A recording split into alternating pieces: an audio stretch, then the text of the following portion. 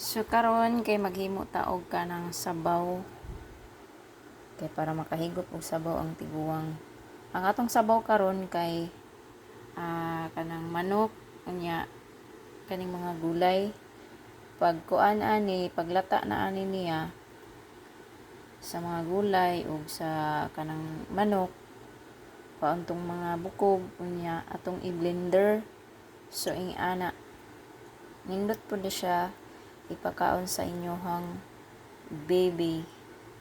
I-blender ni siya kay para ano jud siya ba pag malata na siya unya pa.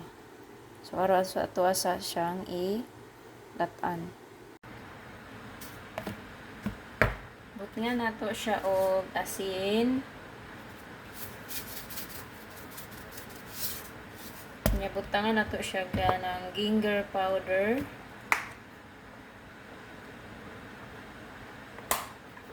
Tangan nato siya o garlic powder.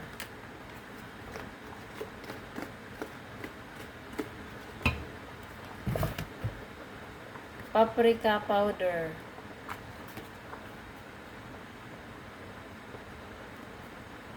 O, ano lang.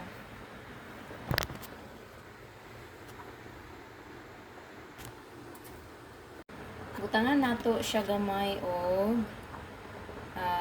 quick cooking oats na siya.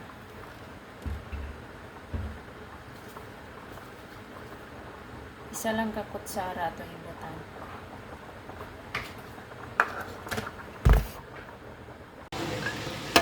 Mga kaigala mo oday ni ato ang gulay nga kuan sabaw.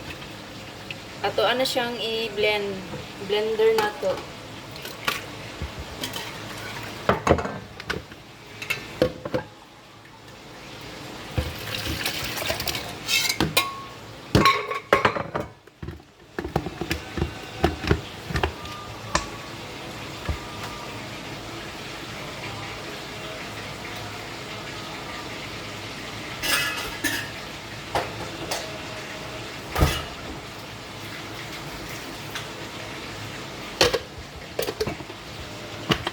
Atong i-blender.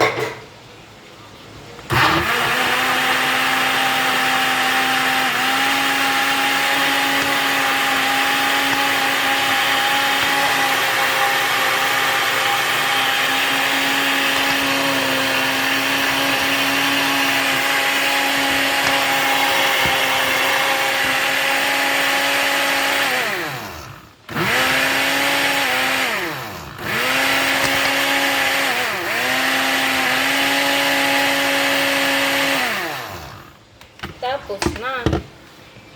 Ano ni siya?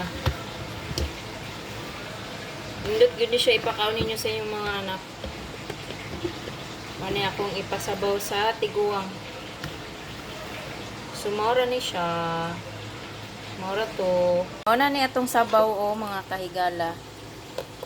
Ano yung sabaw dari sa kuan lang ni siya ha. Pure mga gulay. Dilatan. Gisagulan siya ka ng unod sa manok. Gi-blender. Lami kaayo siya. Lami kayo siya para sa bata. Siyempre, naata ng gulay. Blender lang. Okay na kayo ni mo ni ipakaon sa inyong mga anak. Sana siya. Lami kayo siya. Kaya naman siya isagol nga manok. So, maura na siya.